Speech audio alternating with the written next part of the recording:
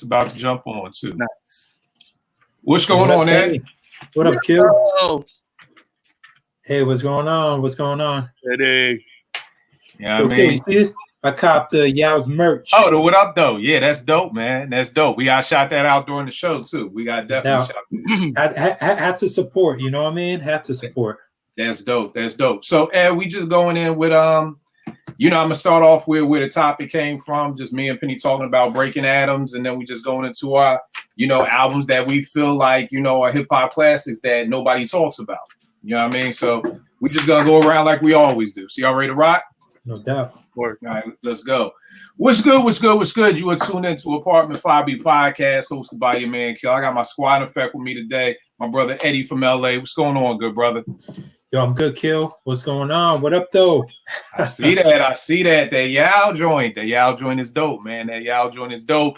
And he's been on the show before. One of my favorite people to chop it up with on Twitter, off Twitter, everything. He's your actor's favorite actor. My man Penny. What's going on, good brother? My man. What an introduction. What did I do to deserve that? That's dope. Come on, bro. Come on. You already know how we do. I'm happy to be here, man. It's been a long minute.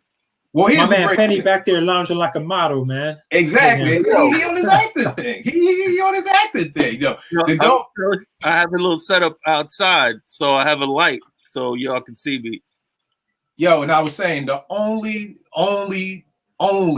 positive thing that I can take away from this whole situation we're going through is I'm able to chop it up with people more because everybody's in the house. Everybody's busy. So that's the only thing that I can take away is that being able to get my people's being able to get people's on the show. This is like our little 2 hour away from everything else. You know what I'm saying? So, it's a blessing for that. But y'all already know me. Let's jump right into it. The show this week. So early on Monday, I was chopping it up. One of my young producers who, asked me for advice, I was telling him like, yo, you got to study your craft. And he's like, what you mean?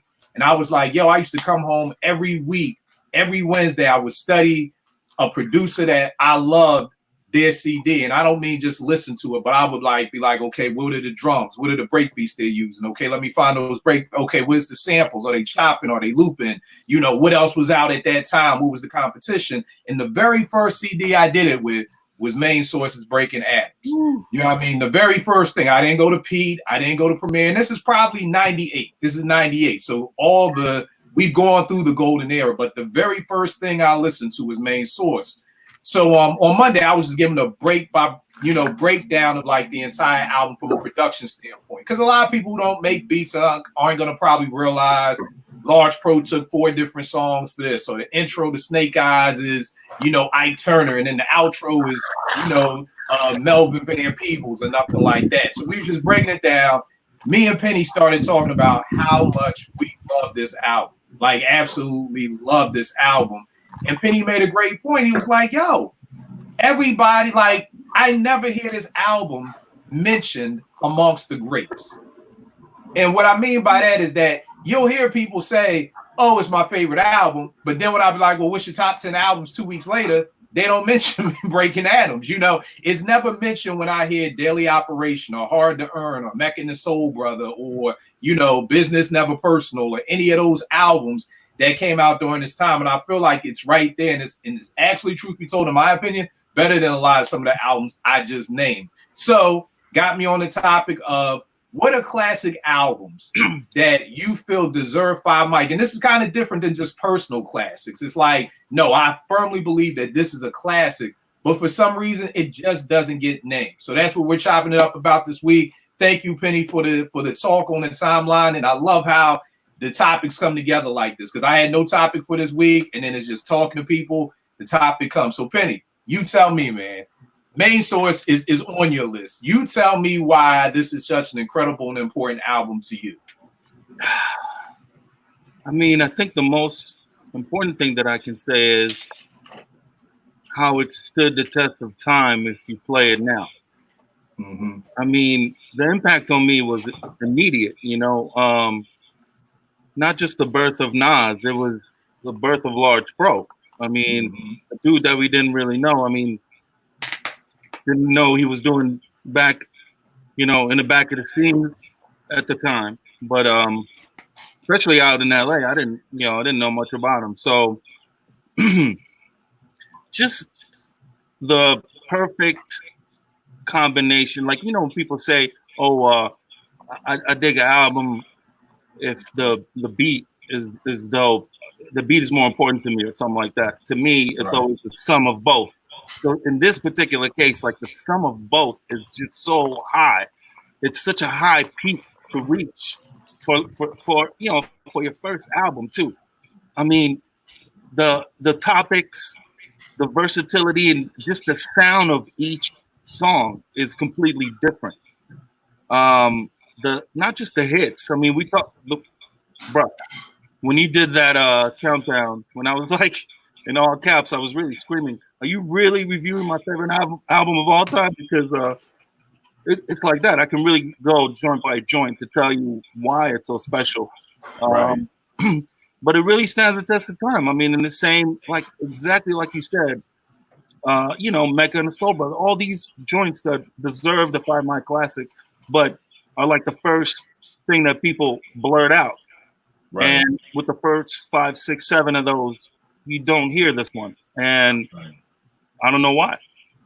Yeah, bro. I mean, your guess is as good as mine and that's why, I wanted to do the breakdown on the timeline because, I mean, Extra P was doing everything that Pete was doing. He was doing everything Cream was doing. You know what I mean? He was doing everything, production wise. You know what I mean? And like you said, the topics like, looking at the front door, being a shorty, I remember feeling that way. You know what I mean? It's like, you could talk about that. And then I'm like listening to it the other day and I'm like, just a friendly game of baseball. Like, this dude is really talking about police brutality. And what is this, 91?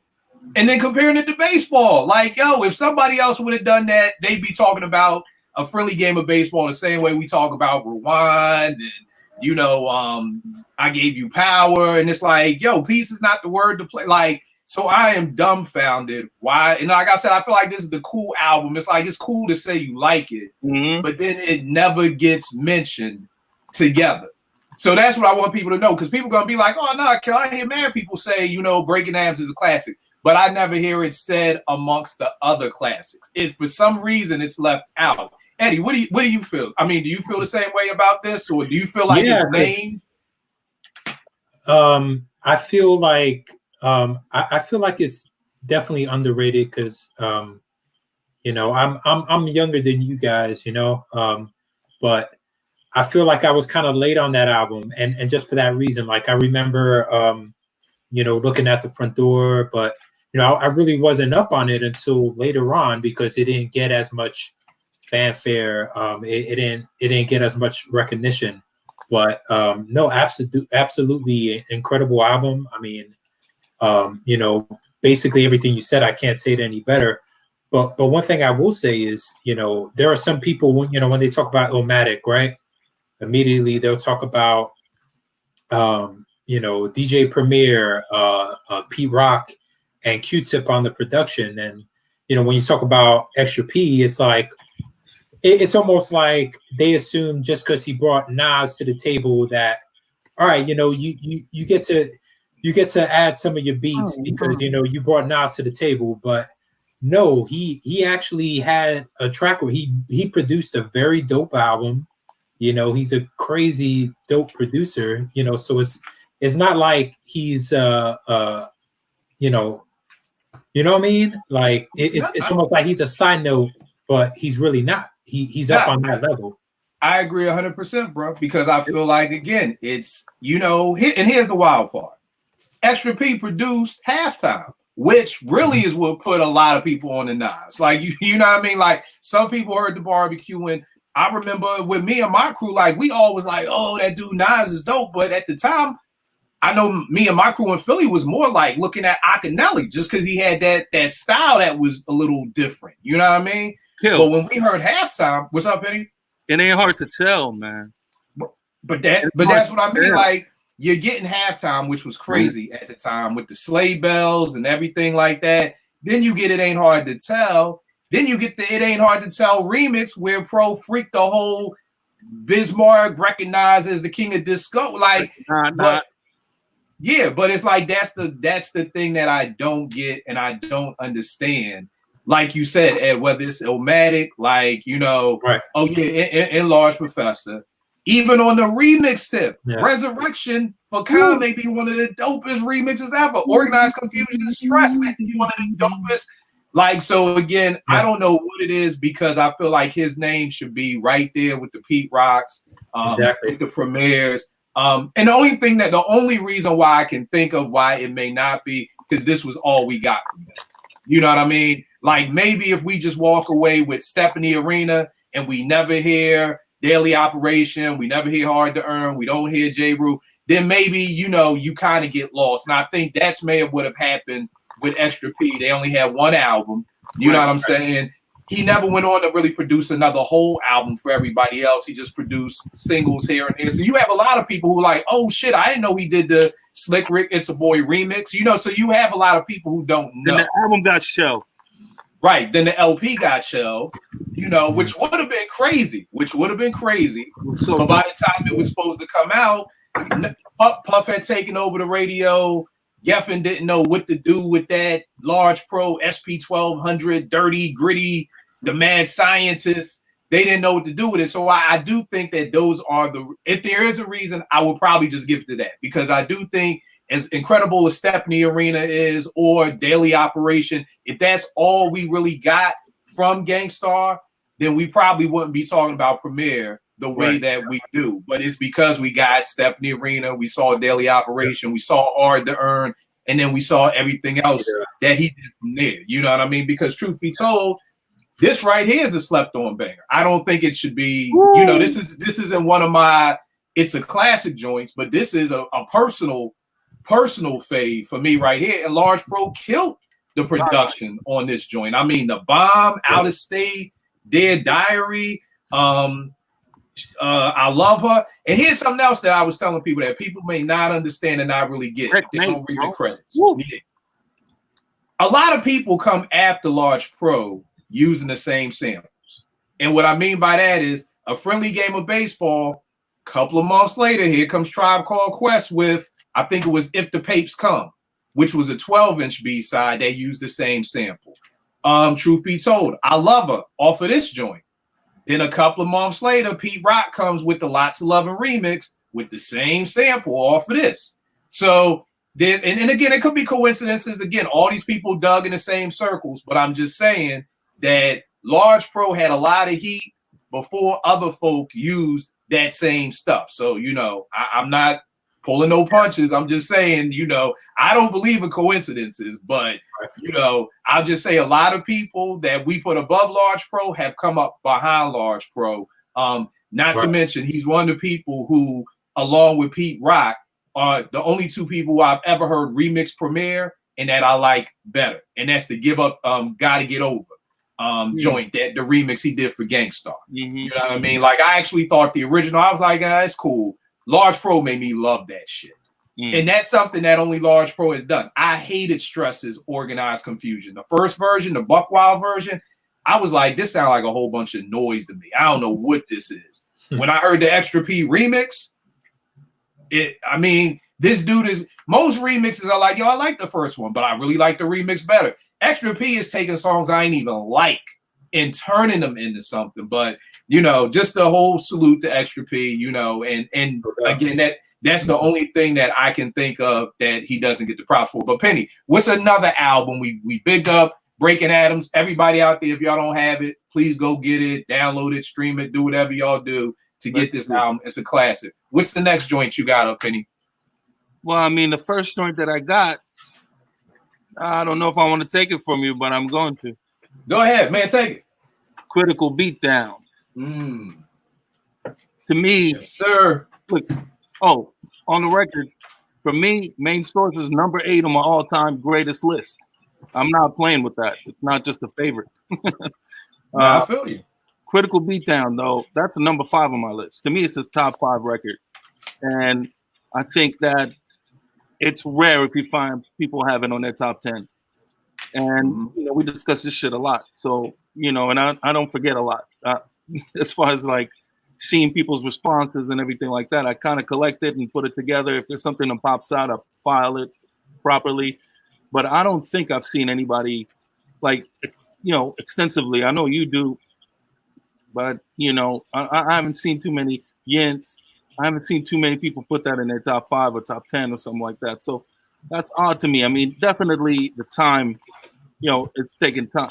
It's missing time. Not only time, but the main culprit. I mean, look, Stead was revolutionary on the drums. And I mean everything. I mean, the beats were dope. The beats were futuristic, like so ahead of their time, and different, just so unique. Yeah.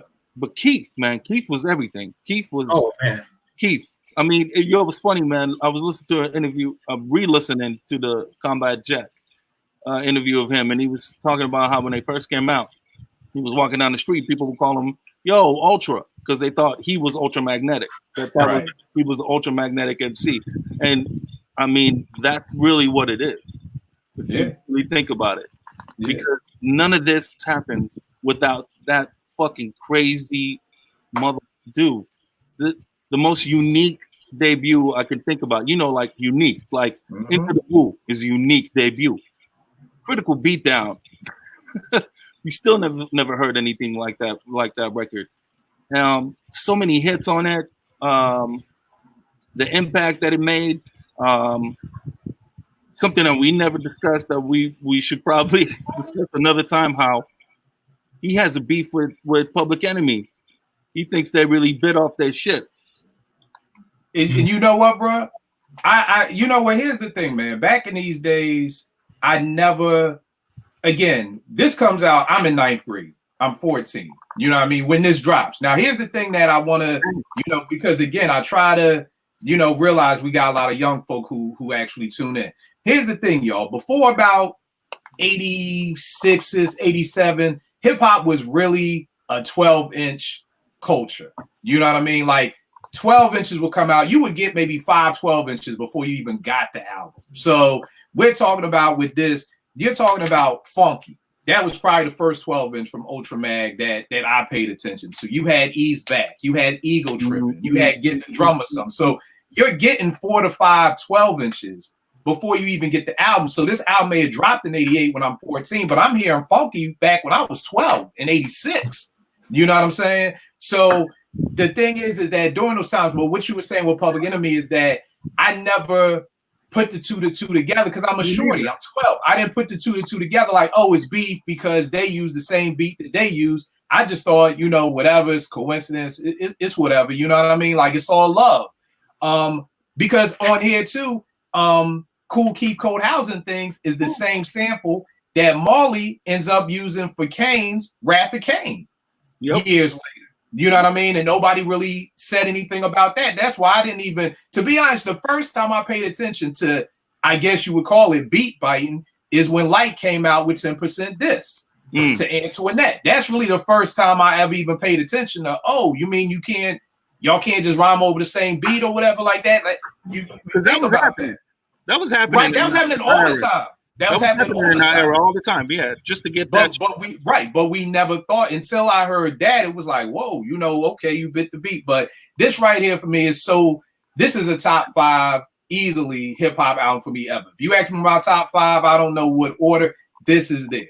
I mean, like Penny said, everything about this. I mean, you got the 12 inches. I mean, Ego Tripping. This is the first time anybody heard Synthetic Substitution, which is one of the most incredible break beats that everybody else went on to use. It was Said G. Allegedly, Said G was the only person in the whole Bronx who had an SP 1200. If you've never heard of Said G, this is the man who produced Criminal Minded for Boogie Down Productions. Yep. So beat-wise, it was crazy. And like you said, it just lined up perfectly with Kool Keith's craziness with the lyrics. Nas uses it on off of one of the joints from It Was Written, the whole I want it like that, I got it like that, I had it like that. 1990 Turbo.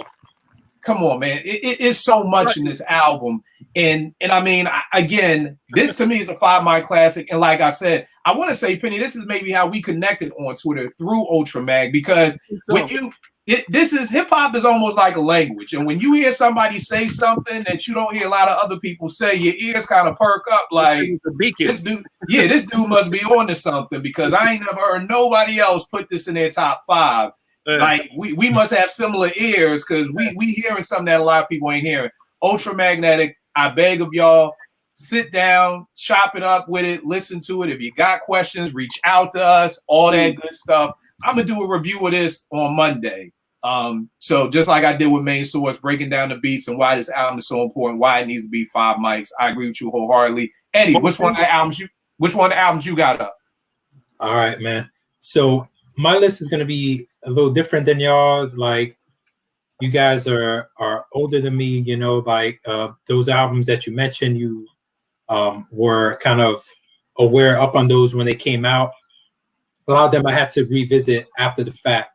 So me hearing them, like, I'm like, damn, that's amazing. Like Ultra Mag, you know, the way Kool Keith is emceeing throughout that whole album, like, phenomenal. Like, one of the craziest performances I've heard emceeing through a full album. But like I said, I wasn't up on it when it first dropped. But I'm gonna go with Organized Confusion, Stress. I feel like that album's a classic. I feel like a lot of I hear people acknowledge it, but not in the same way. And I feel like what they were doing on that album, both Pharoahe Monch and Prince Po, you know, just crazy. I mean, you know, we talk about some of the groups of MCs that you know, work well together, like Back and Forth, Smith and Wesson being one of them, Helter Skelter, you know, talk about the Lox. But I mean, Pharoahe Monch and Prince Po, man, they have some crazy chemistry. Yep. And I mean, you talk about the concepts on that album, you know, it's from Stray Bullet, you know, Black Sunday, what is it? You know, 13, that whole, I say stress. I mean, you know, I like Stress. I get it, you know. I do prefer the remix, but I like Stress. You know, yeah, man, I think it's a crazy dope album. I feel I personally put it as their best album. I know some people like the debut more, but yeah, I definitely think it's a classic. Yeah. And the funny thing I think about when I think about Organized and probably why their name isn't brought up more, the thing that comes to mind to me is that it's really thinking man's music.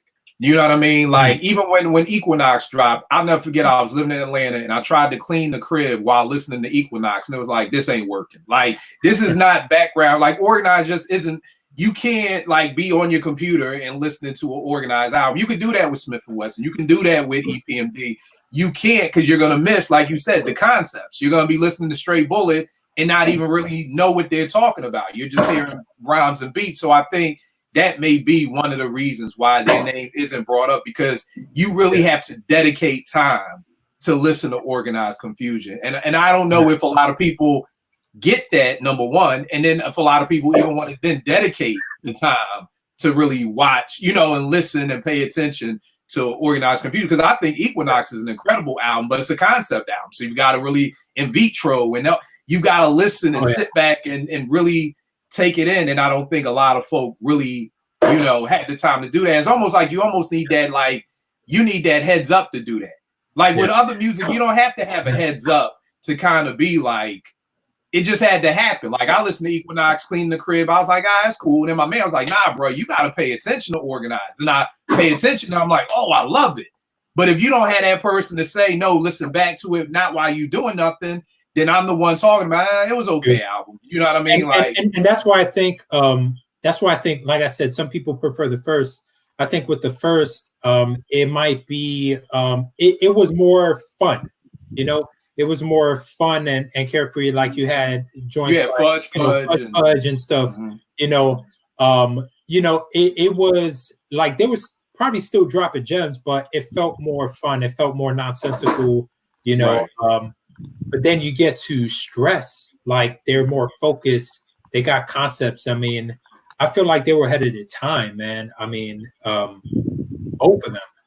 Yeah. And, you know, to have a group like that where, you know, usually you have groups where you have one really lyrical MC and another one who kind of, supports, maybe not flowing as complex, more straightforward, that it's easier for the listeners, but both of them were going crazy on that. Right. I mean, right. No, I got you 100% on that. I agree. The first one I got up is where is this joint right here? I got The Biz Is Going Off. Ooh. I have no idea why nobody in the world talks about this album. We talking about 12 inches. We're still in that era. Yep. And we're talking about Make the Music With Your Mouth was a 12-inch. Picking Boogers was a 12-inch. The Biz Is Going Off is a 12-inch. Vapors is a 12-inch. Nobody Beats the Biz is a 12-inch. And then you still had DJs playing This Is Something for the Radio. That's 80% of this album right here. Yep. And everything that I just named, if you were in that era, you can't say that you didn't dance, party to, rhyme along to, bob your head to any of the songs that I just said. But at the end of the day, I have never heard anybody say Biz Is Going Off is a 5 Mic classic. And I don't know why. I don't know if it's because a lot of these albums that came out, this is 87, a lot of those albums, like I said, that anything probably before 89, it was all 12 inches put together. So maybe by the time you got the album wasn't really even new to you because you had heard all these songs, or I don't know what it is, but to me, there's just no way anybody my age can say this is not a 5 Mic classic, because everything I just named were all 5 Mic classic songs. And the only song I didn't name was the Albee Square Mall, which I still love, and the Biz Dance. You know what I mean? Like, yeah. So again, we say goes off on that. Yeah, I mean, and then I love the Cool V's tribute to Scratching, the last joint on here. I love that beat. You know what I mean? So again, I have no idea why, but at the end of the day, if you haven't heard The Biz Is Going Off, listen back to it. And I get it. It's sometimes hard for somebody who's 24 to listen to Picking Boogers and be like, okay, come on, he's talking about Picking Boogers. Like, but at this time in hip hop, Picking Boogers was fine to talk about. Like, that was. You gotta. This is what I mean by y'all can do all y'all book knowledge all y'all want, but then you gotta come talk to the old heads so we can let you know. Nah, that was cool at that time. Like, it was cool if Dana Dane was talking about Cinderella in the Fort Greene Projects. Like, don't get it twisted. Fort Greene Projects was crazy in the 80s, okay? And that's where Dana's from. But you could do a song like Cinderella Dana Dane or Nightmares or Fresh Prince and Will and Jazzy Jeff, Girls Ain't Nothing But Trouble. You could do these carefree songs. And they were hits. They was bananas. So if you've never heard Biz Going Off, please check this out. Definitely a 5 Mic classic. Yep. Penny, what you got up next, good brother? Let's see. Well, you know what? I'll switch up the order because in the same way of the string of 12 inches, I really don't understand why Strictly Business isn't on at least a top 15 or 20 all time. I'm not talking about favorites. I don't do favorite lists. I agree wholeheartedly. But I think a lot of these albums that we're gonna name, because when I was doing my list, a lot of these albums fall in the same era. Yeah. You know what I mean? And that's why I was saying it. I feel like it has to be something, because by the time we got to Tribe, Low End dropped in 91. By the time we got to Tribe, we now had a format, or labels had a format. We're going to drop one single, then we're going to drop the album. So you get Check the Rhyme, you get the album, then you'll get Jazz, the video, and you'll get Scenario, the video. So you were like guaranteed 3 videos, but you only got 1 single before the album. Prior to that, we were getting 6 singles before the album. You know what I mean? So I think that may be the reason. If we just got Funky by itself and that's all we got, and then in 2 months we got the album, because it's almost like you could tell, like when Check the Rhyme dropped, I knew in the next 2 to 3 months we're gonna get the album. There was no Twitter, there was no social media. Tip wasn't tweeting when it was coming out. You kind of just knew that if I see the video, okay, in the next 2 to 3 months, if that long, I'm gonna get the album. But all the joints we're naming because EPMD, man, this is why this is it. This is what I mean. You got It's My Thing was a single. You got You're a Customer was a single. You had Strictly Business was a single, and you got The Chill, which was a single. So you got 4 singles before the album even comes out. You know what I mean? And then after that, you had the remix to I'm Housing, which gave you more the Aretha sample for Rocksteady in it in the remix. But you got all those joints, and then Get Off the Bandwagon actually was a single because they remixed it. So you're talking about, you see what I mean? We're getting 6 singles from an album, and I think that's all it could be, because again, this is right up there with Biz. There's no way you can't tell me this isn't a classic album, and then you're going to end it with Jane, like, which is one of maybe the dopest storytelling times. I mean, they went a little too far with like Jane 28, but you know, they could have nipped it in the bud after Jane 3. But again, the only thing that I can just attest it to is that, you know, I have no idea outside of the 12 inch. Leo, I mean, what you're saying is true, and that aspect definitely plays a part. But when I prefaced it in the beginning, I said, to me, it's a top 15 album. So I'm not questioning whether people call it classic or not, right? Mm-hmm. There's definitely going to be the aspect you mentioned. There's definitely going to be that age aspect, you know, the generational aspect that, you know, even my man Eddie and cats younger than him, you know, generations that didn't live with this or whatever, that are going to see it a little differently. But I'm talking about even us, me, you, and everybody that falls in our group, you know, 74, 73, 72, 75, you know, that era, those years. I don't know that people rank Strictly Biz as high as I do. I really don't think so. And I've seen that because we do a hell of a lot of rankings. You know what I'm saying? And a lot of times Strictly does not come number one. A lot of times.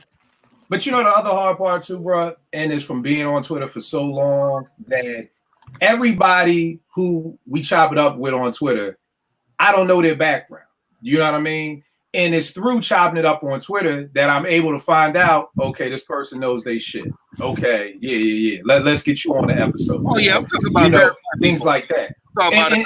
Yeah, no. Right, but what I'm saying is that there are a lot of people who love hip hop, but they don't love hip hop the way I love hip hop. You know what I mean? And the thing is that I think it goes back to that, like, but I'm with you 100%. If you're of 72 to 77, how you don't have EPMD? To be honest, again, this is a top 10 album of me of all time. But this is why I always tell people my golden age era of hip hop was the 80s, was 85 to 89. You know what I mean? I understand all the great hip hop that came out in the 90s. I tell people all the time I'm old. That was my golden era. I'm not saying that the 90s wasn't a great golden era. It just wasn't my golden era. You know what I mean? It's the same way with basketball. There are going to be people who are going to be like, yo, the 80s, that was my era of basketball. By the time Jordan came, I was a Celtics Laker. That was their era. Again, nothing against the Jordan era, but that's just, so my era is the 80s. So again, EPMD, another album that, you know, falls in line with, to me, Going Off and Ultramagnetic. That should be a top 10 album. It's a top 10 album of all time to me personally. This is why when somebody was saying something about does Illmatic, I was like, I don't even know if Illmatic makes my top 10 of greatest hip hop albums ever. And people are like, oh, you bugging. And I'm like, bro, I'm old. Like, I got to put Ultra in there. I got to put EPMD in there. I got to put Kane in there. Like, there's still so many albums that shaped me into my hip hop self than what Nas's Illmatic did. You know what I mean? That's the key. You know, it's what shaped you, you know, and a lot of what, you know, I think my, you know, I'm 40, right? You what, like 47? I'm 46. Yeah, 46 going to be, but you know that's it. It doesn't seem like a big gap, but it is when you talk about how hip hop progressed, and you know, in 6 years the sound was completely different. Right. So there's that aspect, but then, you know, like you said, what shaped you, and you know, sonically and lyrically, and you kind of seeing, so, you know, someone could come along in the 90s that, you know, everyone thinks is amazing, but for you, you're like, oh, he just sounds like such as he sounds like Coogee Rap, he sounds like Kane, he sounds like whoever, and so maybe it didn't hit you the same way, or he did, you recognize that it's dope, but you're like, all right, he's still not going to top the guys that came before him that influenced him.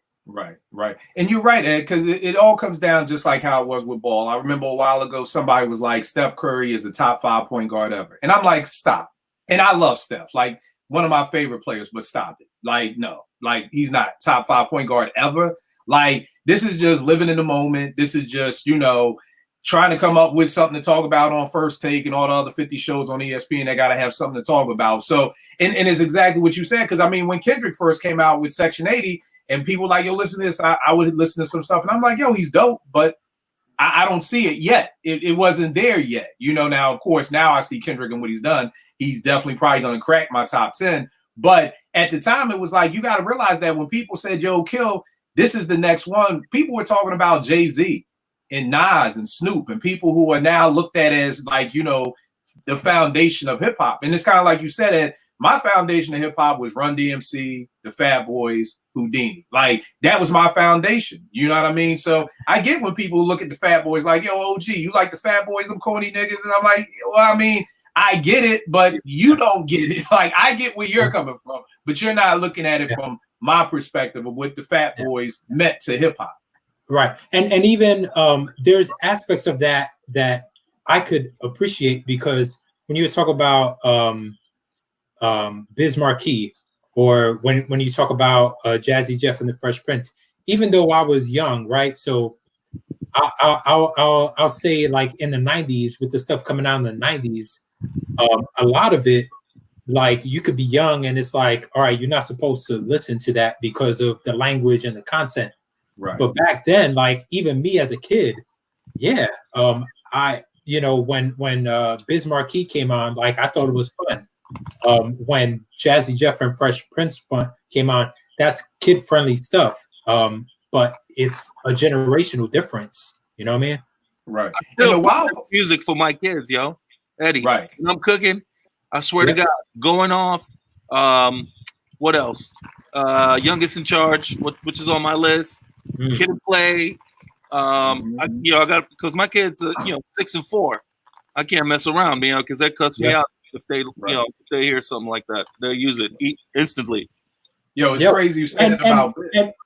And Biz, I was just watching Yo Gabba Gabba with my 5-year-old, and Biz Markie was on that. Yeah. And the funny thing that I was going to say about what you said, Ed, well, one, I'm with you, Penny, because when Nate first came home from the hospital and I would do bath time with her, I would play Biz. Like she knows going off like the back of her hand. You know what I mean? And the same thing, the kid and playing all that stuff. But the crazy thing, Eddie, is that it would look like it was kid-friendly hip-hop, but at the time it was just hip-hop. You know what I mean? Like that's the crazy thing. Like it wasn't like, okay, let's make a song, that's nice and no cursing. It was just like, this is just what we want to talk about. Like, it was like, yo, Will and Jeff would be like, yo, girls ain't nothing but trouble. Let's rap about that. Like, it didn't become, and I always said that, then Penny, I'm going to bring you in for these shows too, because I want to do shows that string together the different eras of hip hop so we can look at how it changed. Because I always say Nas came in right when that 40 and Heineken hip hop, that's what I call that, where dancing wasn't cool no more. You know what I mean? Where you could be Cool G Rap and you could be Big Daddy Kane and have dances, you know what I mean? And do the dance steps, you know what I mean? If Nas comes out in 89, yo, this dude Jungle is gonna be doing dance steps, you know what I mean? But he comes out in 94, he's high on stage in the army fatigue jacket with a Heineken and a blunt in his hand, you know what I mean? So in 89, he's Steezo, rest in peace. Right there. Rest in peace to Steezo, man. Rest in peace to Steezo. Look at the different Jay-Z's. When Jay-Z came out with Jazz, right. He was coming down with the Hawaiian shirt, rapping playfully and fast. Right. And then he came out with Reasonable Doubt. It was a whole different Jay. Right. So we got to see those things. This music that you're talking about, these records that we're talking about that we're playing for our kids, it's because we had feel-good music that wasn't corny. Right. Right. Right. Right. I mean, there was definitely sometimes that there'll be a feel-good song that was corny. But we also had some feel-good shit, and there was room for all of that. Right. And trust me, one of them albums is coming up. Okay, let's go. Eddie, what you got up for yours next joint? All right. The irony is we're talking about feel-good stuff. This is not feel-good. Nice. I got Capone and Noriega, The War Report. Okay. Yeah, that to me is a bona fide classic. I think it gets lost in the shadow of the other Queens albums, you know, the Nas, you know, Mobb Deep. But this album, look, you know, you got LA, which, you know, started I think that was a response to the Dog Pound, right? Yeah. Or was it? Yeah. That was a and Eddie, let me get this for 1 second because I forgot to say this. And another thing about Ultramagnetic, they had the Bait 12-inch, which was the first time you heard Tim Dog. They see Penny that Bait 12-inch, which was Tim Dog. And Tim Dog, and I'm sorry, Ed, when you said LA just made me think about Fuck Compton. And that is where Tim Dog, God bless the dead, comes in with the whole East Coast, West Coast stuff. But back to you, what you were saying. But I forgot about that Bait 12-inch, which was crazy. Isn't that how he comes in? The same way. Oh, shit. Yeah. Only way you know how to come into the song. That's stupid. Yeah. Tim Dog. My bad, Eddie. Back on you.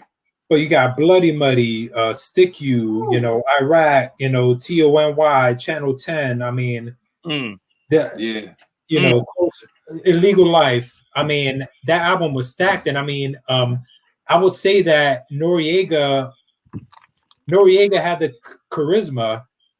He wasn't the best MC. I mean, they weren't like Group Home bad, but you know, they crafted a damn good album. You know that, you know, it was cinematic. You know, similar to the Infamous, but in a different way.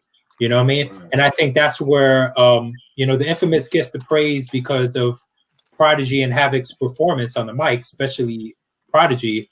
But I think that album it's like a sister to that. You know. Nah.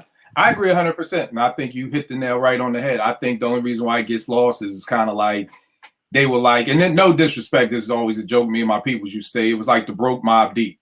You know what I'm saying? And not that they're whack, but it's just like, you know, Lorenz Tate got two other brothers who act. And anytime I say, oh, that's the broke Lorenz. Like, I'm not being disrespectful, but it's almost just like they're not there, but they're like two duos from Queens. And it's like you just naturally compare them to Mobb Deep, and it's just they're not as good as Mobb Deep, so it's like we just sweep them under the rug. But yeah, Blood Money, TONY, that whole joint was crazy. Here's the thing: we need to stop doing though. Like we need to stop underrating albums because you know we look at the artist of the group, and we're like they may not be my favorite. Like if we rank them on an MC list. The artist may not be high in the MC. It doesn't mean that they didn't drop a classic. You know what I mean? Right. Like just the album. There's been a lot of crazy albums by MCs who maybe not the most lyrical. I got another one on my list that's coming up. But what were you gonna say, Penny? I mean, I just want to say something about those two because to me, my experience was different just a little bit. I mean, at first you're thinking, oh, okay, this is like a bootleg Mobb Deep, but to me, Nori and first Pone reminded me of somebody personally, so I always and it's a real gangster motherfucker. So I don't know. It always fit to me. It always sounded real grimy, serious. But Nori has a quality to me that Biz had. He has a clown quality. Yeah, and in a good way. You know what I'm saying? Not funny like a clown. You know what I'm saying? In a good way. And I think that's his charisma, even though, he's kind of silly a lot of time. You can see it on his show. But I don't know, he's a clown, like in a good way. He's a jester. You know what I'm saying? Yeah. So he's like a jester of hip hop. To me, that's what Biz was. And I think Nori definitely took that. I mean, he tried to do that. There's other dudes who do that, I think, too. I mean, Kool Keith took his career to do that. You know what I'm saying? I mean, other lesser known like Psycho Les, always clowning. People like that. So I think, and Psycho Les is not a very lyrical dude. You know what I'm saying? But he's an entertaining rapper. He has like a clownish charisma, and so does Nori. I just wanted to say that. That's a classic album. Yeah, absolutely. Yeah, definitely. The next joint I got up is similar, and to me, it's synonymous for me forever with Strictly Business, and that's the Jungle Brothers' first album, Straight Out the Jungle. I've said the story a million times. 7th grade. Me and my man Lord Cross, we down at the Sound of Market, downtown Philly. We only both got enough money for one album. I buy this album, he buys EPMD. We like, all right, in a week we gonna trade. And then a week came, and I was like, nah, bro, you can't get this. And he was like, nah, you can't get the EPMD either. You know, we eventually had to wait till we got some money and go out and buy the other 2 albums. So Penny, just like you were saying with Strictly Business, like this is synonymous with me with that, to where, you know, I feel like, and again, this isn't the, you know, shit on modern hip hop, but it's like, I just feel like if we traded out, if we brought albums like that, I don't think too many times we'd have a problem being like, okay, Eddie, here's the album I got. Give me the one you got. But it was like, I'm calling him like, yo, man, let me get that EPMD. He's like, nah, bro. Like, I can. And I'm like, nah, you right, because you can't get this. Same thing, I think, you know, the great part about this show, we kind of came up with the answer right away. But the 12 inches, again, we had Straight Out the Jungle. We had Jim Browski. I heard Jim Browski probably 2 years before this joint came out. You know what I mean? Like, so you guys Straight Out the Jungle, which was a single. Yeah, the promo, Jim Browski. Browski. Because I Got It Like That. I mean, not to mention Jungle Brothers own the only hip hop house song that I actually love to this day. I hate it. If you talk about an era of hip hop, I was not feeling the whole hip house. I was not feeling that, where everybody had to have some old Give Me Body and Latifah's and all that. No. I hated that. But if you throw on fucking Girl I'll House You, and I don't even like house music, I'm gonna lose my mind now. Yo, so, let me tell you, like in my household, like you know, the funny thing is like when we first heard that joint, like you wouldn't even thought it came from a hip hop album, but you know, my parents were playing it, my uncles, like they didn't even listen to rap like that, but you know, that was a staple. You know, that was a joint, man. It got mad burn, man. It was a classic. Right. And I mean, this goes right up there to me with Native Tongue, because I feel some kind of way that the Jungle Brothers are never mentioned when we talk about the Native Tongue. I mean, with this album, Straight Out the Jungle, What's Going On, Black is Back, Jim Browski, I'm Gonna Do Ya, I'll House You, On the Run, Behind the Bush, Because I Got It Like That, Bragging and Boasting, Sounds of Safari, and the promo. This is a 5-mic album. This ain't no personal stuff. Again, if you was around, and I'm with you, Penny, if you was around at 72 to 76, if you were born in those years and you loved hip hop, I don't understand how you can't say this isn't a classic album, because all those singles, all classic. Penny, what's another? Oh, and just more again, the Native Tongue. These are the folk who started the whole Tribe Called Quest, De La Soul, Moni Love, Black Sheep, Beat Nuts, Chi Ali, everybody. And not for nothing, then they bounce back from this with this joint, which I think is a classic album too. Yeah, I mean, it might be my Forces of Nature. So at the end of the day, that's no small feat to do a classic album and then come back with another classic album. It's not a small feat. Penny, who you got up next, bro? No, quickly about just a quick side note about the house, the Girl I'll House You, which was huge, man. I think that was the time we maybe threw our first little party. It was like a little tiny house party in a rec room in a building or something like that. I think we were like, I don't know, man, 15. I don't even remember. But that song came on, and then every party we played that song, man. At that time, everybody danced to that. I was gonna say that, but back then, one of the albums that I have had a house song on it. EPMD had a house song on it. I mean, along with the DJ tracks, there was an era, like a small little era in that era that they had to put a house song on, because the DJs played joints that played both musics.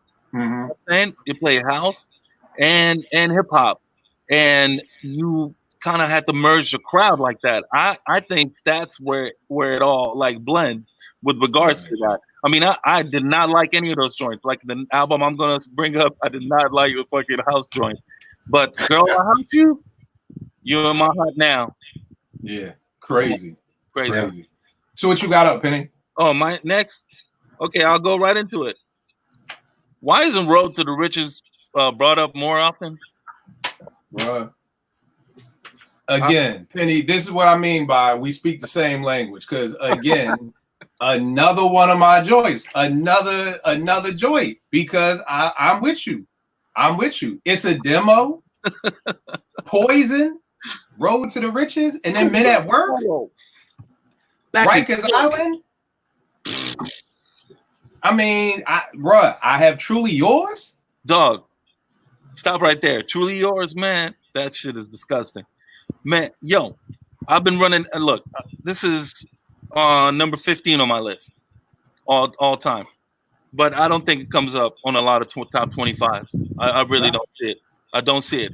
I mean, look, I love Wanted Dead or Alive. I love that follow-up. I mean, I love G-Rap, and he has so many dope albums. I don't understand how this is not just like, let's put this up here. I don't get it. You know what I think it is sometimes too, bro? I think sometimes, and I don't think I've been guilty of this a lot, but I think sometimes people are like, I almost feel like this. There's only room for one. And what I mean by that is like, you know, I always liken it to when Allen Iverson and Steph Marbury came out of college. Same type of point guard, both of them from the hood. Why couldn't everybody show them both love? You know what I mean? It's like only one. Same thing. When Big and Jay were around, you're literally talking about almost the same MC. They're both from Brooklyn, both have street ties, both rhyme very braggadocious about what they got and everything. But when Big was here, Big is doing 5 million, Jay is doing 500,000.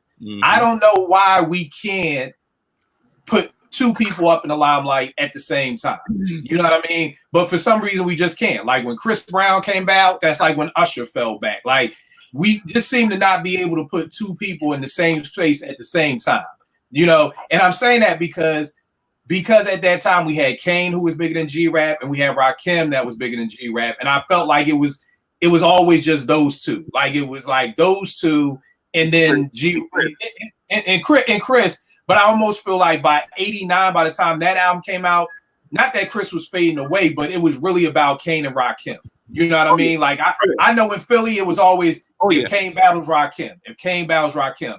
It wasn't until recently. LA for us. It wasn't until recently when when I think Kane said, no, KRS would have been a better battle for me. And everybody was like, oh, never thought about that because it was always just Kane and Rakim. So I think no matter how dope G-Rap was, it was always, and here's the thing. I guess we did have space for two because it was Kane and Rakim. We just didn't have space for three at that time because G-Rap's name should have been right there. He would have been number 3. You know what I mean? Yeah. So what are you gonna say? Yeah.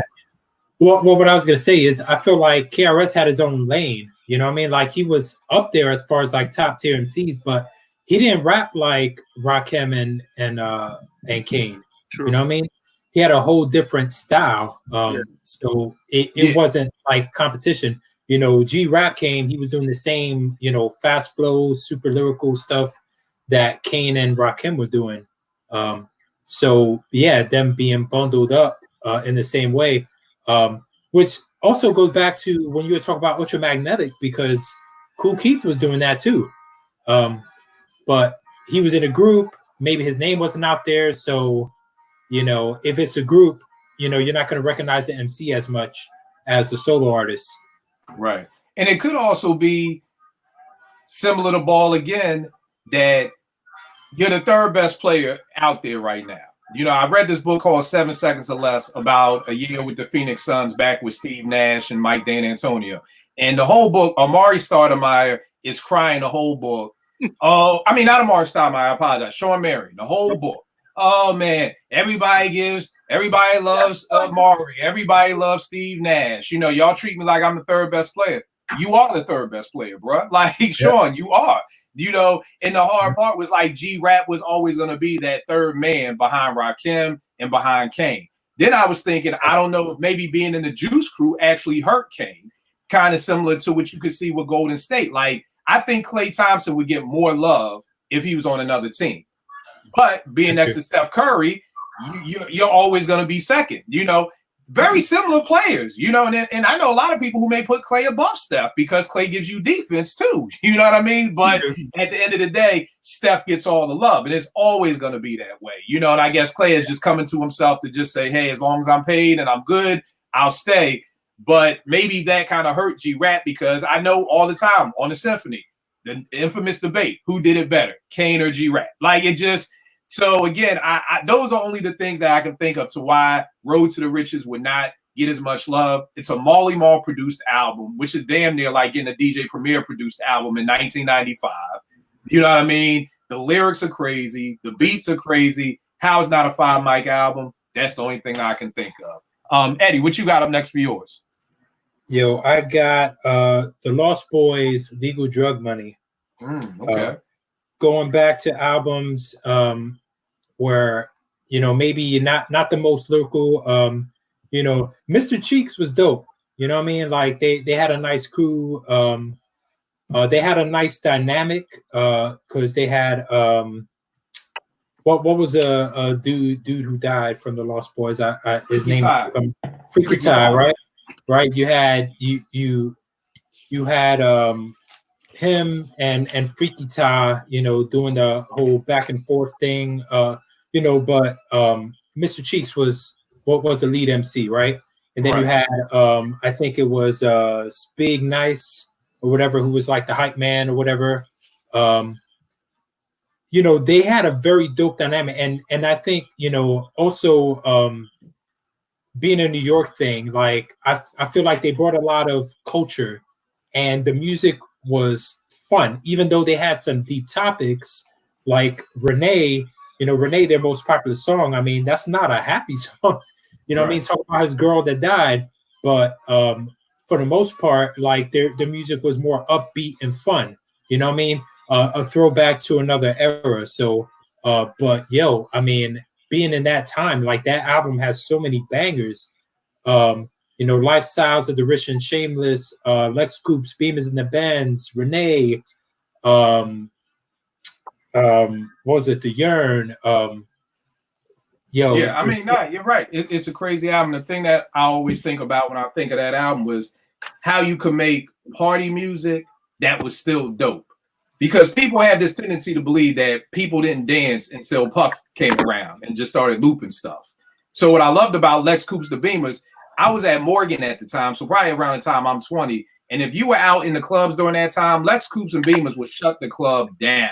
You know what I mean? And it wasn't about a loop. It wasn't about just let's go find some 70s song to loop real quick. And it was, you could make a dope song for the club, but it's going to take a little effort. You know what I mean? Because again, if you throw that on anybody my age, they are going to lose their damn mind when that Lex Coops, the Beamers, and the Benz comes on. You could damn near put the joint, the DJ could slide the fade over, and we all going to be saying every word to the entire song. You know what I mean? So I love that pick just because, like I said, it was party music without being sellout party music type thing. Right. And I felt like it was something needed at the time because, like you said, it wasn't sellout. It wasn't what Puffy was doing, you know, but it was a break from all that hard rock stuff. You know what I mean? Like they spoke on some of it in their lyrics, but you know what I mean? Like it was more chill, laid back fun, you know? Right. No doubt. The next joint I got up, I'm gonna try to bang out 2 at a time. One of these things, Das EFX, Dead Serious. I have no idea how this is not brought up. Number one, they started a whole new style. Yo, when They Want Effects came out, I don't know how nobody could not have liked that song and lost their mind. The beat was crazy. The rhyme was crazy. I mean, Mike Checker, and don't get me started on the Mike Checker remix, because when that remix comes on, come on. I mean, we're talking pandemonium again in the club when that comes on. The Pete Rock Jessamine remix was crazy. Straight Out the Sewer. To me, just all these joints were just classic joints. So I have no idea how this cannot be. I'm with you, Penny. DJ Rec One checking in. I just can't understand how anybody could not name this. And the next joint I got up to bang out some of these quicker. Talked about them earlier, the original Fat Boys album. Again, this is a flex right here because this is the OG CD. Please go out there and try to find this shit, somebody. It's going to be a hard, long day. But this joint right here, Jailhouse Rap, Stick 'em, Can You Feel It, The Human Beatbox, even Don't You Dog Me. And again, this is 1984. Like I said earlier, we weren't getting a whole lot of full hip-hop albums in 84. You know what I mean? And one of my OGs put me down on something. He was like, yo, Kill, this is really a Disco 3 album. And I said, what you mean? And he was saying, of course, before the Fat Boys became the Fat Boys, they were known as the Disco 3. So what he's saying is that there's no fluff in this album. There is no big and beautiful. There is no surfing with it, all the sellout stuff that the Fat Boys tried to start doing and Disorderlies. This album was recorded as a Disco 3 album. That's why this album, to me, holds a different place than the rest of their discography, because after that, they were the Fat Boys. And then they were marketed as the Fat Boys. It was like, hey, you guys are almost like a spoof of hip-hop. You know what I mean? So you know what? We're going to market you like a spoof of hip-hop. You know, we're going to make you get with Chubby Checker. We're going to make you get with the Beach Boys. We're going to make you go over here and do this dumb movie about being orderlies and all of that. But this album is actually a Disco 3 album. And that's why it's so different than everything else. I mean, this back cover was crazy. I zoom in on the Adidas with the fat laces. Like, I can't tell you how many times I used to stare at the back of this album cover. Like, again, this is 84. I'm 10 years old. You know what I mean? I'm a little kid. But again, another album that I don't understand how is never talked about as being a 5 Mile classic album. Truth be told, there was a point, and I truly believe this in my heart of hearts, they were bigger in hip-hop than Run DMC. I know Run DMC was on MTV first. I understand all those things. I'm not saying for how long. I'm just saying for a moment in time, the Fat Boys, and folk may not agree, but they were right there with them. If you don't think they were bigger, then they were right there neck and neck with Run. So I don't know why this doesn't get named. DJ Rec One, why don't you give us a couple of your albums that you feel are classics that nobody names? I'm gonna hit you with a joint that y'all might have named, man. Lord Finesse, the Funky Technician. I love that album, man. Cats just don't talk about, you know, how Finesse came in rapping and doing beats and doing everything that he's done. You look at Big L, carbon copy. Without him, we don't get Big L. So you named it. Yeah, you already know. That album. I didn't name it. I didn't name it. Okay, it's within 3 feet. That should say something. It's a dope album, man. If I get lost and I'm listening to the same things I find myself often, I'll go back to that album because I didn't really check for it until I say 98. That's when I first got my taste of it because I heard the second album and I was like, okay, this is dope. And then my man was like, yo, you know he got a joint back in the 90s, and I was like, nah, and he hit me with it, and I was like, oh, okay. So I'm gonna go there. We talk about this album, but I don't think people covered it for what it is, man. Illadelph, Half-Life, the Roots second joint. Yeah. That album compared to the second one, which is, are we gonna call it the second one because that's what it is? Right. What? Or which one? Do you want more? Yeah, do you want more? Okay. I call it the second one. I used to call it the first one until I found out that they had a first album. I didn't know. I always thought Do You Want More was the debut. I called the first one just because Organics was a demo that they pressed up themselves in London. So I just go off of basically, you got a record deal, there's your first album. I did the same thing. Cats start coming at my neck. I'm like, all right, whatever. So I love Do You Want More, but it has no replay value for me. Okay. Illadelph has all the replay value for me when it comes to Roots albums.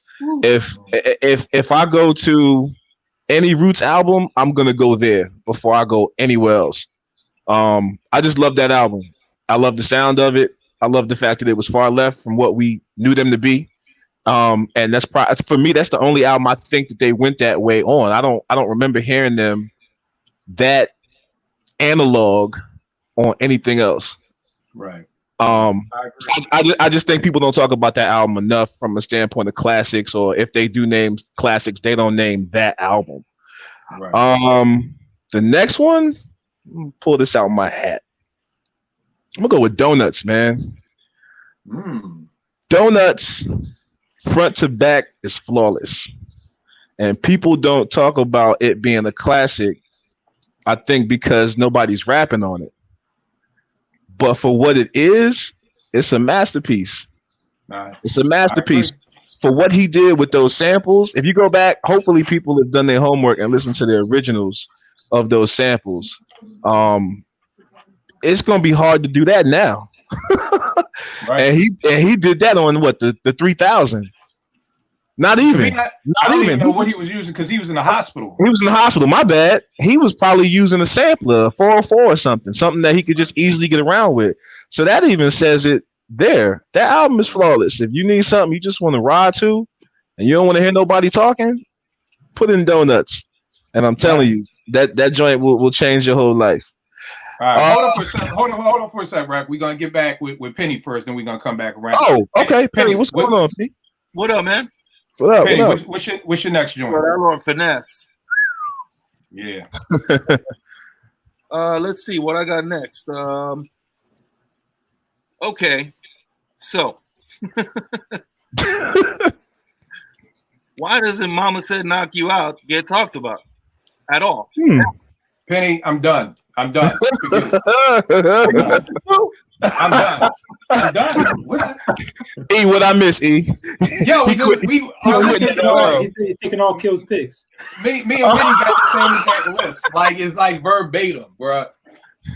Damn. But I will do you one better with this. I actually have all three of LL's joints. I've got Radio, Bigger and Deffer, and Mama Said Knock You Out because I don't feel like any three of them get named as classics, and I have no idea why. The kid, this is 84. What was L, like 15 years old? Yeah, You know something what I like mean? that. And you're making I Can't Live Without My Radio? You know what I mean? Rock the Bells? Yo, Rock? Dear Yvette? Like at 15 years old? And now now these young boys want us to give excuses to these whack rappers that's out here talking about we'll kill they only 18. Nah. That little had the hardest song out. Right. You know what I mean? And then the same thing with Bigger hard like that, man. Bigger and Deffer. I don't never hear anybody name this as a classic. I'm Bad. I mean, Go Cut Creator Go on the ill. That's my shit. That's my shit. I like Get that. Down. I mean, isn't Bristol Motel's on that too, right? Bristol Motel is on there, and I'm right here with you too, Penny. This to me is one of the greatest albums of all freaking time because it was a comeback album like shit. Because nobody was feeling that Walking with a Panther. Nobody. Yeah, that was trash. With a vengeance. I mean, there's so much stuff on here. The Booming System, Around the Way, Girl. It's like he gave you a cornucopia of every kind of song you could want. You want a radio song for the girls? Around the Way, Girl. Eddie, just like we were saying with the Lost Boys. Nothing sell out about it. Radio track, Impeach the President, Dope Mary Jane Girl sample in there. Booming System, Eat 'em Up, L. I'm gonna give you the rah-rah L with Eat 'em Up. Mr. Goodbar, LL talking his womanizing shit like he do. Murdergram, Cheesy Rap Blues. Cheesy Rap Blues is basically the blueprint to Broke on ESPN. Well, I mean, Farmers Boulevard, Mama Said Knock You Out, Milky Cereal, Jingle Bells, Jingling Baby remix to the Break of Dawn. Yeah, that's a fire album. I don't think there's one filler on that album. Stop. That might be the only LL album I'll listen to, actually, to be honest with you. Front to back. I apologize, Penny, but what were you gonna say about Mama Said? Because I just think it's amazing. Yo, no, now that I remember it, because I know you've been talking about it on a TL about producing an EPMD. So I went back and revisited all my Combat Jack, all this other shit. And something that I remembered right now was what E was talking about, how he came back on Mama Said Knock You Out. E-Double was just like losing his mind and how everybody was freaking out and how L was rapping. Like, how did you get this better? What the fuck happened? Like, I mean, he was great. Yeah. Great. And then he went somewhere else. Like, lyrically, he was relentless. To the Break of Dawn is, top 3 discs all time to me. But here's the wild part. I don't get why L isn't mentioned and more people. And again, I understand the young folk because young folk only know LL as an actor. But I'm talking about people our age who don't name LL. Like, I'd be like, yeah, LL's a top 10 GOAT to me. And people like, how? And I'm like, how is he not? Like, I mean, like, depending on what you need on your checklist, he checks everything off. Oh, yeah. To me, he's the most battle-tested MC ever. Just period. Yeah. The most battle-tested MC ever. As far as on wax battles. Don't tell me about your cousin Pookie and Black, who done battled 15 people down North Philly. I'm talking about on wax battles. He never ducked a battle, none of that stuff. So trust me, I just feel like if LL was either Kane or Rakim, he would have took the shot at somebody. You know what I mean? It wouldn't have been no little jabs back and forth. It would have been added. So I don't know. I have no idea why. I don't believe any of LL's albums get mentioned as 5 Mic classics, and I have no idea why. He stood the test of time. All of that stuff. I don't get it. I have no idea. I have no idea. He slept on, man. Yeah, Eddie. But how? How the fuck is LL slept I'm gonna tell you my take. I'm gonna tell you my take. I think that people in general hate on LL for one simple reason. It's the fact because he'll steal your chick and knock you the fuck out. I truly think that he will out rap you, right? He's capable of doing that. We've seen that. We know that the guy stays in impeccable shape, and we know he will steal your chick. There's no other reason. There's no other reason why he should not be in more mentions when it comes to Mount Rushmores of hip hop or having classic albums or things of that nature, because he's right there in the forefront the whole fucking time. You know what, Rec? You might be right. And the sad part is that if you as a dude are that insecure that you can't name somebody, I've never thought in my mind, damn, I can't name LL because he may take my wife and knock me out. Like, if that's what comes in your mind, then bro, hey, you say it all the time. What we say before, Rec? Come on over to apartment 5B. Come on, we got you. You need some love. You say insecure. We said you say it all the time, dude. Like, it's funny, it cracks me up, but you know, Jay-Z got to tell people to pay their fucking credit. Yeah, so it's a fickle fan base, and they often forget or they want to rearrange how shit happens. So, and then we're just talking about the eras that L walked through. We're talking about 84. Look at everybody else in 84. By 93, by 94, 10 years later, with hip hop has gone through at least 6 different phases. Oh yeah. And even though L is on his, Hey Lover and all that, he still could give you I Shot You. You know what I mean? Yeah. With Prodigy, Fat Joe, Keith Murray, embody his verse. 4, 3, 2, 1. Like, I mean, so I'm just saying that people got to understand jumping that's a 10-year span. And hip hop, think of all those other groups that came from 84. Fat Boys gone, Houdini gone, Run DMC gone, people who came out of that era, they're gone. But L is still giving you those bangers. And I'm not mad at the Hey Lover because it's the record industry. We need to sell records. Dog, you the sex symbol, no problem. Let's keep it moving. We gotta get you with Boys the Men. But then L still gonna hit you with the I Shot You. Come on, but I get it, right? That may be it because I have no other reason why you could front on L. Eddie, give me like 2 of yours. All right, so one of them. My fault, Penny. What happened? That was one. Oh, my bad. No, I'm sorry. My bad, Penny. Give me another one. I'm sorry. My bad. Yeah, give me another one. I only got 2 more. All right. So I mentioned it earlier, and I say it, but it falls into the same era, which is Youngest in Charge. Mm-hmm. I mean, that's yo, if you talk about this is what I'll tell you right now. You round up a bunch of heads, old motherfuckers like us, right? And we can give you a top 10 list, and maybe it's not there. Truly, it's not on mine on my top 10, but it's in my top. It's number 30 for me. But we will tell you that we play this shit probably more than most albums. I got it made. I mean, Penny again is right there, number 9, Youngest in Charge. I mean, we're in the same boat again, good brother. But I'm not. I've been talking too much. You break down Youngest in Charge for me. Nah, man, I'm good. I don't have to break it down. That shit is. I mean, it's a classic. We all know that. But I mean, I think it's just it fell in some kind of wormhole because he fell off. I mean, to me, Legal was super dope. To me, I was just about to say, people say he fell off, but Legal is crazy. Yo, Legal's after that with the right. Yeah, that album is dope. I don't think he fell off until after the Crooklyn Dodgers joint. Yeah, after that. I think it was a lot going on. Production just wasn't right. He couldn't get the right producers. Did him and Howie T still have issues? I'm not even sure. I mean, after maybe Legal, I think Howie T probably stopped producing. Truth be told, So that took a hit too, because that synergy and chemistry between those two, Come on, But I man. mean, when you're talking Youngest in Charge and you talk I Got It Made, again, like I said earlier, if you throw, like Penny just said, if you throw that on, people our age is going to lose their mind. Think about it. The I'm the Magnificent remix. The remix is crazy. It was crazy because at the time, Malcolm Jamal Warner was in the video. And He directed it, I think. Right, he directed it, which was crazy. And then again, you're just talking about, to me, y'all know I love the way album sets off. It sets off with Tax. Tax is an incredible way to set off an album. Then the beat, oh my God. You got the Push.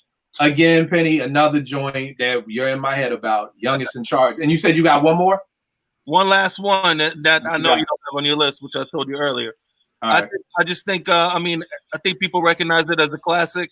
To me, it's a top 10 record and slightly better than Death Certificate, and that's America Most Wanted. Ice Cube. Okay. I think that record, I don't know if I wouldn't say it gets lost. It gets mentioned, but to me, it's a top 10 record of all time. And I don't think people see it that way. I think Cube, you know how you like to frame rappers in years? Right. Cube in that year, or, Young Angry Curl, Cube, one of the hardest forces to ever hit me, dude, in hip hop. That shit is so hard, man. That album's flawless. I mean, to me, it definitely it's an LA album, but that production from the East Coast, the Bomb Squad, that fusion together, that shit makes it to me timeless. Right. And the only reason why I would have named that, just because I've seen enough people say America's Most Wanted is Five Mics. I've actually seen it put up against like some of the other joints. So that's the only reason why I didn't name it, but I would have named it too. I'm saying if it's not, I'm saying I don't top think 10. Top 10. No. Top 10. No, I definitely feel you. Eddie, what you got left, good brother? All right, so my next one, this is an album that used to get named, but after a while, people stop naming it. They stop fucking with it. I don't know what it is. Recently, Trey Lee, he does this verses on his Instagram Live where he puts two albums against each other. So this album is Fugees The Score. Yes, sir. I don't remember what album he put against it, but I hadn't revisited this album in a while, and man, it's like every time Trey Lee posts the two albums that he's gonna put together, everyone's like picks the one album like, man, it's gonna be a slaughter. And he's like, I just hear the records. You know, I heard it, just hear the records, man. And the Score, man, I just forgot how many joints are on there, man. Like, and Lauryn Hill is she was just phenomenal on the album, man. It's crazy, man. Just so many joints. I mean, How Many Mics, Ready or Not, Fuji La, Family Business, Cowboys, man, with the Outsiders. Jesus. And a young Rod Digger. Or Young Rod Digger, man. Digger. Yeah, no, I feel you. The funny thing with The Score in me is that, and again, this is what I love, because it almost, what I love about the show is everybody's from a different place, different ages, and different things. Enough people in my team always big up The Score. You know what I mean? So it's interesting to hear that, like, that there are people, because that's shocking to me, because I hear so many people talk about The Score as a classic. So it's just, that's dope to know that there are circles of people who don't talk about The Score. You know what it is? Like a classic. It used to be up on that tier. When it dropped, I mean, shoot, right? You couldn't say anything else, but somehow you're just saying over time, like now nobody mentions it. Over time, no one mentions it. They kind of like dismissive. When you mention so 96, we talk about 96 being one of the most amazing years for hip hop. But when people talk about the albums that came out in 96, they often gloss over The Score, They'll talk about It Was Written. They'll talk about Hell on Earth. They'll talk about Reasonable Doubt. They'll talk about all these albums, and somehow The Score gets glossed over. So that's why I picked that up. So, you got anything else, Eddie? Yeah, I got one more. And this was a sophomore album. And I think the first album gets more love than this one. but it's Far Side, Lab Cabin, California. Okay. I still got to check that, man. I got to go back and listen to the whole thing.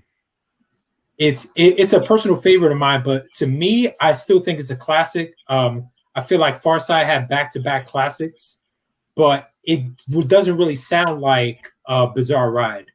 And I feel like people that love Bizarre Ride, they kind of grasp at that album and they kind of overlook. But for me, that was my first time hearing Jay Dilla, JD production, Drop, Running, Why, what's all the joint? I mean, I feel like it was a complete album. It wasn't just those joints, you know what I mean? She Said, I'm trying to think of some other joints. Was Fish on there? No, Fish was on Bizarre Ride. Okay. But I mean, it doesn't sound like that. It wasn't all Jay Dilla. He had a heavy influence. They had other producers, but I personally love that album, and I'd like to hear that album get more love because it's great. The funny thing is here's a fun fact. I've never heard a Far Side album. Whoa. I'm with you. I've heard pieces and parts. And I haven't ran through them. And I'm trying to now think about why is that? And I think a lot of hip hop got lost to me because so much stuff was coming out. Now keep in mind, I love this. I mean, who doesn't love Passing Me By? Like, I know, but something about it just never called out to me enough to be like, listen to more. Even when I heard Drop, even when I heard Running, for some reason, I don't know what it is, but it's almost just like, but that's what I love about music, because it's like a woman, like the woman that passes you by, you may not look at. I'm like this, and so I feel like that's how it is sometimes with music. That is just, that's what I mean when I'm on the timeline. I'm like, it just didn't speak to me like that. Like, it just wasn't anything. They weren't whack, but for some reason, it wasn't enough for me to be like, yo, I can't wait, to hear what, these dudes who did, Passing Me By come with next, but what I've heard is that, like you said, Ed, that people who like the Bizarre Ride didn't like this, because I want to say the producer of the first one got on drugs or something. I don't know the whole story, but I know, he stopped working with them. So right. So they had and other producers come in and did this one. Yeah. What were you gonna say, Penny? Yeah, I don't know that story, but I grew up in LA, so obviously, but not only that, the proximity was real close. I used to see these dudes around the way. Fat Lip used to battle dudes. He's used to go in ciphers and stuff. Used to see him around. I used to live like they used to crash in one crib, but like before they made their first album, I think. And my boy used to say like, these dudes got a record coming out, whatever. It was kind of down the street. Later on, I mean, when Passing Me By dropped, I mean, that really was a big hit. Right. Yeah. I mean, especially out west, man. I mean, I know it was big here, but everywhere, but it was especially out west. And I love that first album, and a lot of people like that album. And there is a split. And what Eddie was mentioning is true. I mean, I'm not a person that doesn't revisit something, because I do all the time just to give some a second chance or whatever. But I always kind of like try to blend it with what I remember thinking about this thing, right? So, and I do remember that when Lab Cabin came out, the sound was way different.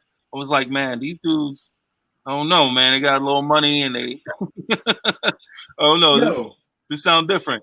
Tell me this, because, and again, I've never heard it, so I need you two to weigh in. The way that people talk about Lab Cab to the Bizarre Ride and how different their sounds was, it's very similar to me. I can only assume that it's similar to when you say that. I think about what Rex said earlier with the Roots with Do You Want More to Illadelph. Totally, completely sound. I didn't like Do You Want More like that because it was too light in the ass for me. It wasn't the drum. I wanted drums. I ain't want no drummer. I ain't want no live bass player. I wanted boom bap. And my man Sirk came to my crib. He said, yo, you're going to love this second Roots album. It's totally different. Yo, he was even like, yo, Black Thoughts changed his name to the Bad Lieutenant. Like, yo, this is right up your alley, Kill. So but I never hear Roots fans say things like what people are saying about the Far Side. And they're totally two different albums. Like, if I brought the Roots and I really love Do You Want More and that live jazz sound, I would have not liked Illadelph. You know what I mean? But I never hear Roots fans say that. So what do you guys think was so different about the sound that just made it's like a split? It's like I know people who like this album or that album. There's not people who like both. Whereas with the Roots, I know Roots fans will be like, oh, I like Do You Want More? And I like Ill So what do y'all think it was that there's this split down the middle with Pharcyde fans? Is the sound really that different? Well, I think and Penny could probably speak on it more, but I feel like Bizarre Ride was so left of center, when it came out. It was chill, like you hear Passing Me By, but it had this edge to it, and the way the rhyme patterns and the way they were flowing over the beats and all that. The Lab Cabin, I feel like it was more laid back than that album. And obviously the Dilla production, it was, it's kind of precursor to, the other things that he was doing with Slum Village. And I'm not sure if Fantastic Volume 1 might have been out by then. No, it wasn't out yet. We had but no one, but even if it was, no one heard of it. But but yeah, I mean, now when people hear the other stuff that Dilla was doing, I mean, I feel like that was the precursor to that. Right. But it's a totally new sound. It's almost, I think that was the same year as the Tribe album came out, and Dilla was working on that. What was it? Beats, Rhymes, and Life. Beats, Rhymes, and Life. Right. You know what I mean? All right. So Penny, what do you think the difference was? Why is it either or and it's not both? Because I think both albums had amazing singles. Running was huge, and so was Passing Me By. So why is it that you can't? It's either or. Yeah, Passing Me By though didn't sound like the rest of the album. All right. Okay. Right. It's a single, and I don't know if they made it as that, but it's kind of a love story, all of that. Maybe they thought of it as being a single. It doesn't sound like the rest of the album. The album is like, it's whimsical, but not like corny, because I wasn't listening to no corny shit. All right. Especially back then. This is 92 now. Right. Right. There's a lot of there's a lot of different sounds on it though. I mean, there's songs like Your Mama and Other Fish, like whimsical songs, but dope like boom bap beats, Okay. But the second one is definitely like Eddie said, it's more laid back. It's more laid back. Like I guess the term I was thinking of was kind of like the precursor to like the more neo soul hip hop, like what the so and more of almost it being that it was the guinea pig for that. So maybe if Lab Cat would have came out 3 years later after the Soul Aquarian sound and everybody loved Dilla, then it would be looked at as better when people look at it. All right.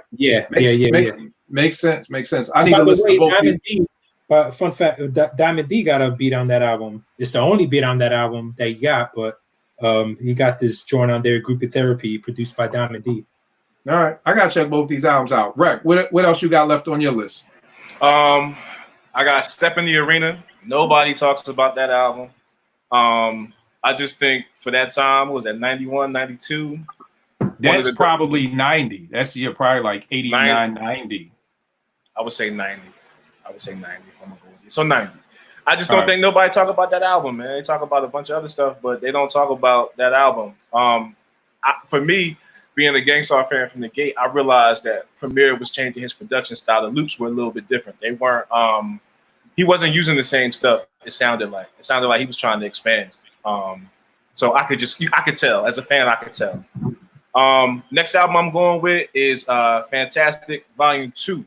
Nobody talks about that album in no circles. They'll talk about Dilla left and right, but as a Slum Village project, that thing is fire, man.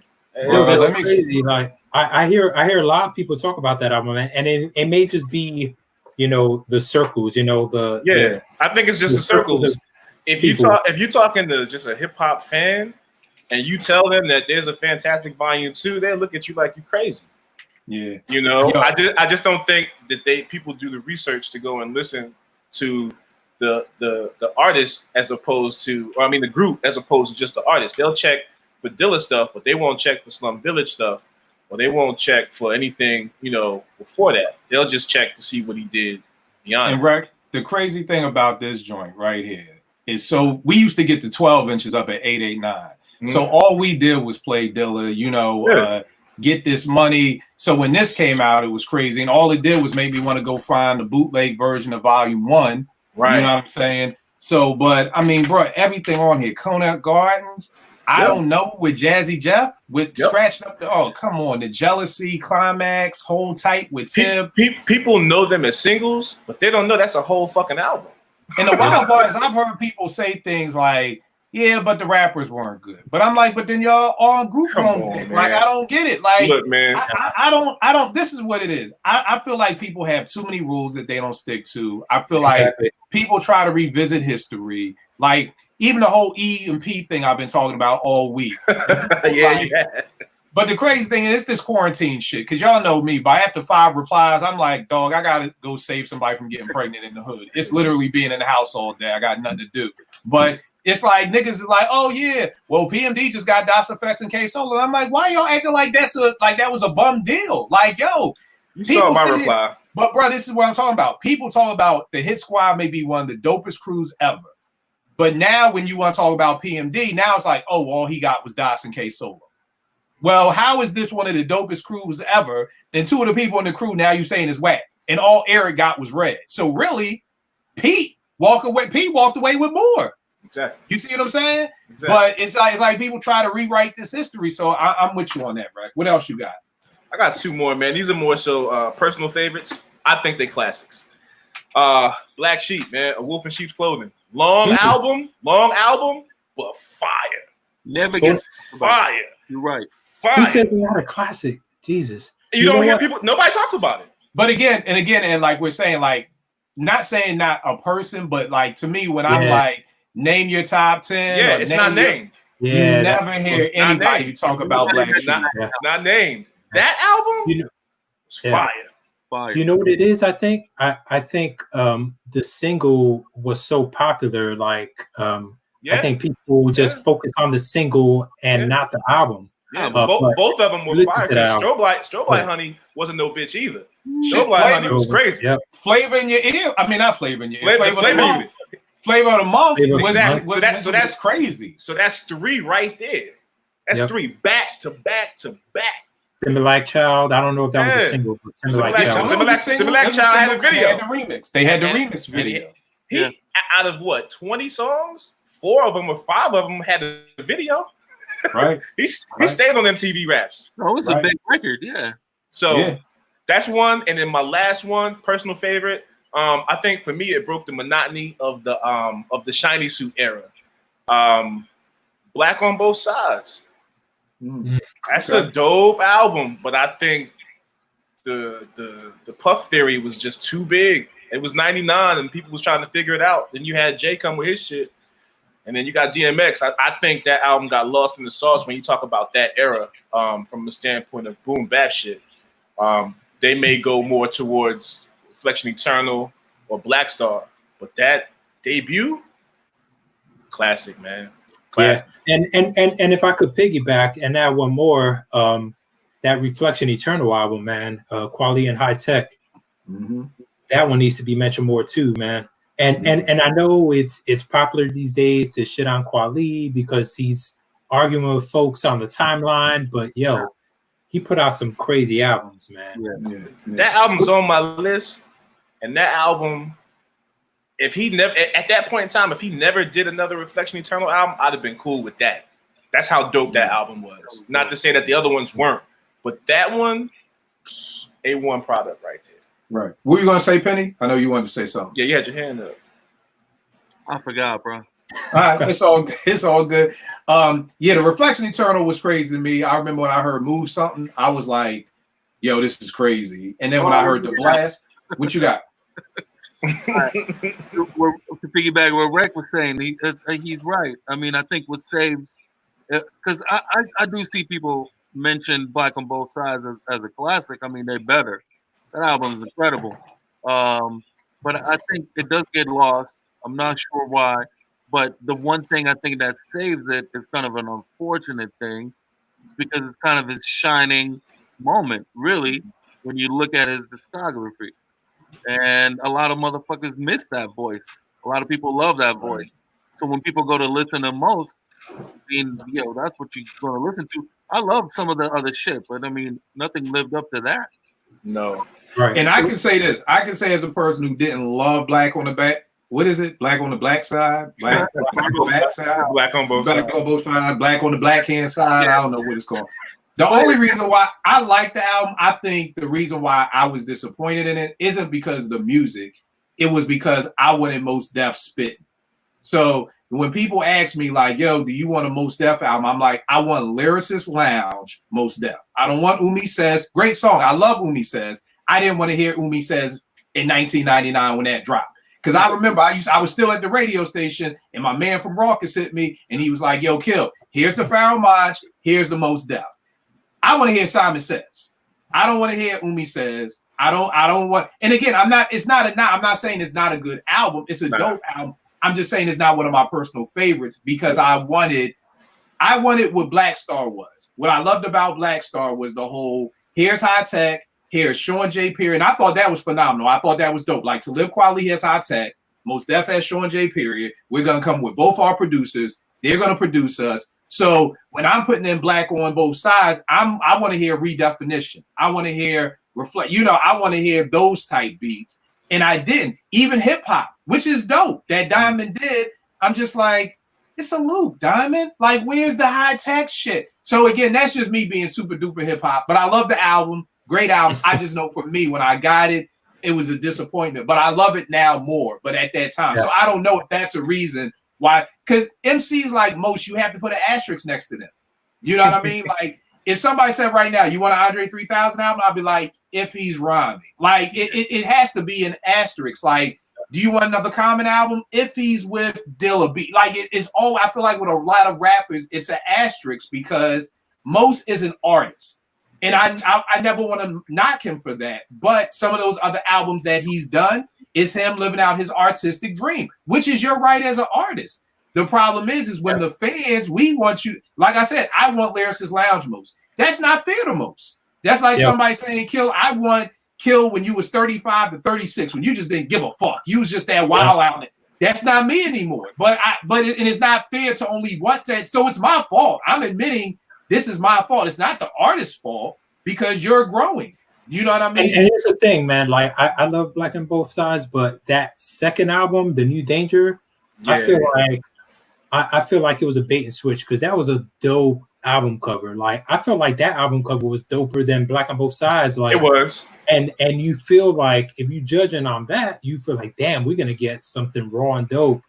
But then all the singing and all the melodies. But you know the story behind that album. And then the beat jacket. No. What's the story? The thing that Most was doing is taking other beats that was already used and making new songs, and I wasn't feeling that too much. What's the story, bro? That album, from what I had heard originally, it was supposed to be the Black Jack Johnson project. Black Jack Johnson, yep. And I don't know if it just didn't. Something happened, and it just did not come together because when I tell you he was pushing it, that's all he was doing. When he would do a show, he would do a show with Talib, do some Black Star stuff, do 1 to 2 songs, maybe do Umi Says. Everything else was the Black Jack Johnson for at least 2 years. There's an HBO special on it if you want to hear any of it. When I tell you it was fire, it was fire.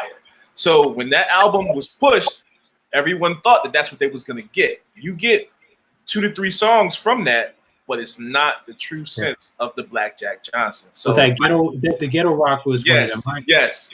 So for like me and Ed, it threw us for a loop because I'm like, yo, I'm about to get my Black Jack Johnson fix. You're gonna get Lyricist Most. Right. Didn't happen. All right, I feel that. The last joints I got up for tab, I got this joint right here.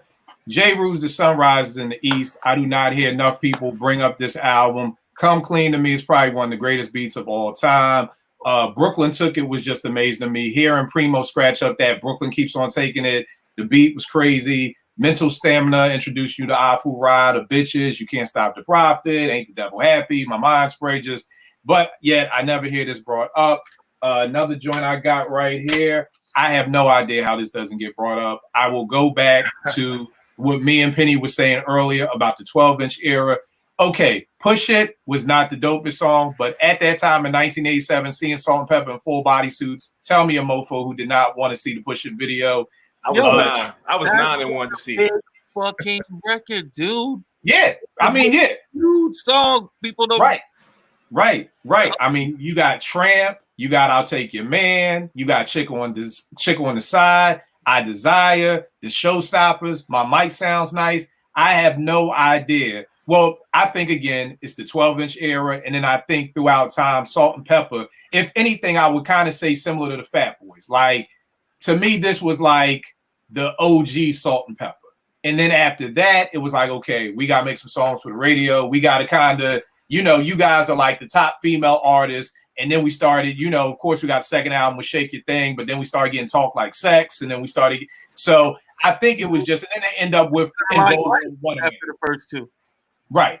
You know what I mean? I think the only difference with Light, I feel like these were kind of like, I guess, the female version of LL. I always say LL doesn't have the same career he has if that nigga looks like DMC. You know what I mean? Same rhymes, same albums, but that nigga looks like DMC. We are not talking about 90% of your fans wear high heels. So I think like with Salt and Pepper, the difference with Light is, to me, I never looked at Light like a sex symbol. Like Salt and Pepper, like I probably watched the Tramp video 150 times, like watching them. So I think it was just like, okay, we can market you all this way away from hip hop. I don't know how this doesn't get named.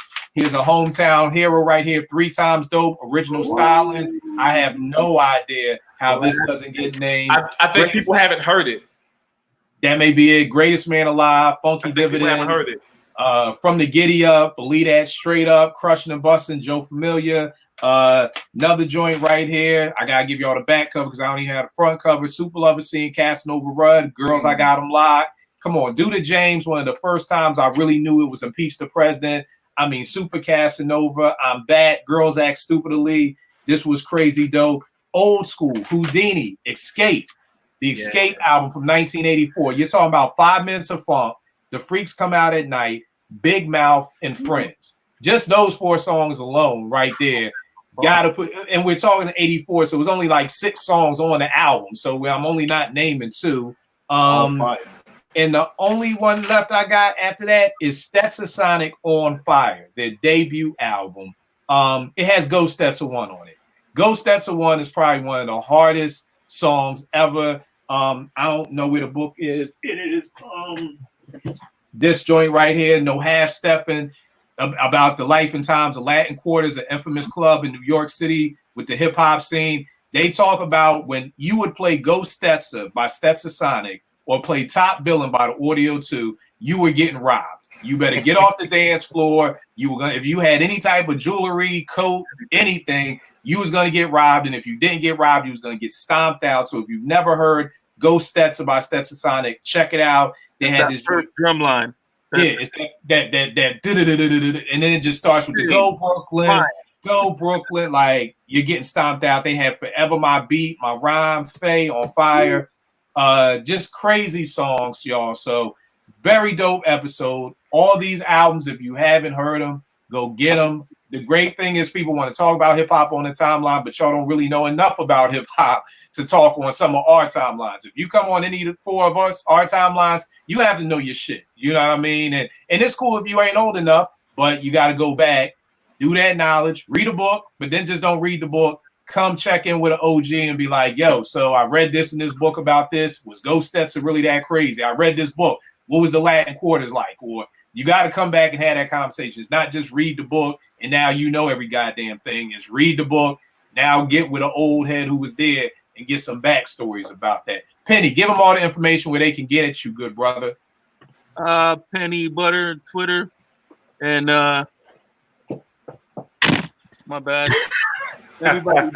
Everybody download this. What's that? You can't see it. Oh, yes. Yes. Oh, yeah.